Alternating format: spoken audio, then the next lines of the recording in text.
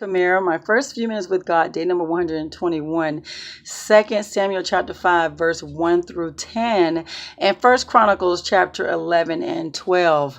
All the tribes of Israel, they went to David to Hebron where he was living, and they wanted him to be king, so they anointed him king over Israel. And the thing is, they were pretty humble about it. We always wanted you to be king over Israel, and we know that God told you to be king over Israel. So at this point, they decided to make him king over all of Israel. David was 30 years old when he began to reign.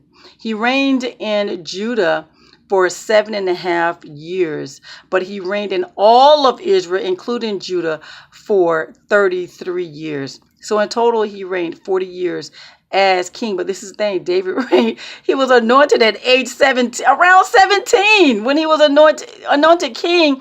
Look how long it took for him to become king, right? But through it all that time, he was so faithful to God and still being faithful to God and allowing God to place him in position at the right time.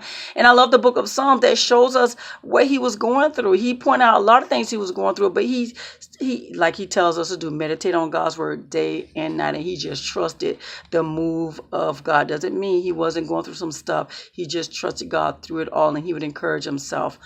So when we think we're going through some mess, just read the book of Psalms, see what David went through. He was anointed at around 17 and he became king at 30. Yeah, isn't that something? And they go over how David had captured Jerusalem. He was taunted, of course, by the Jebusites, saying that he wouldn't be able to break through. He broke through a fortress, Zion, and he made that city of David. He told his men, whoever attacks Jerusalem first, they would become the commander of his army. And who was it? It was Joab. Joab was the one who attacked first.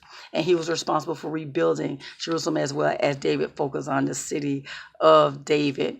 And they point out and they show us how David accumulated his army, how people, warriors, these bold, brave men, true warriors who would seek out David while he was at Ziklag, while he was in the stronghold of the forest, of the wilderness.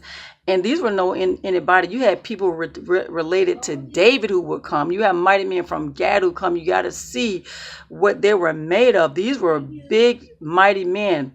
And then they go over the three mightier men of David. They only mentioned two. I don't remember reading the third one, but these men were what we call off the chain. And then there was the 30 mighty men. And one of the commander of his 30 mighty men was actually Abishai, his other nephew, another of his nephews, who was a brother of Joab.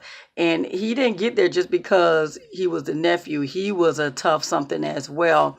And but he was not one of the three. Then they mentioned another person, Benaiah, who was also, he was very mighty man, but he wasn't of the three, but he was the most honored. He became David's bodyguard. So they go give us a list of the 30 mighty men of David. One of them was Uriah. You'll hear more about Uriah later. But he was one of David's mighty men. Yeah, David, that's when it gets serious at that point. But they list all the mighty men who they mentioned, the mightiest of mighty men, the mighty men, and yeah, that's pretty much it. And then they talk about how all the tribes came together. The warriors of each tribe came and they gathered together. They said these men were as big as the army of God. There was a lot of men that came together.